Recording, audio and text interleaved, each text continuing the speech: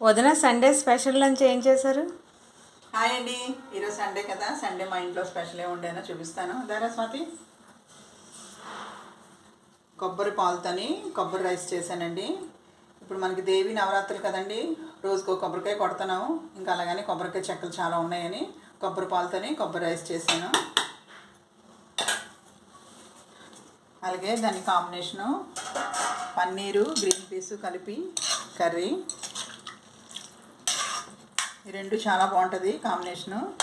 అలాగే రైతా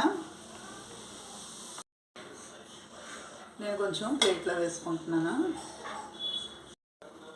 బాస్మతి రైస్తో చేశానండి.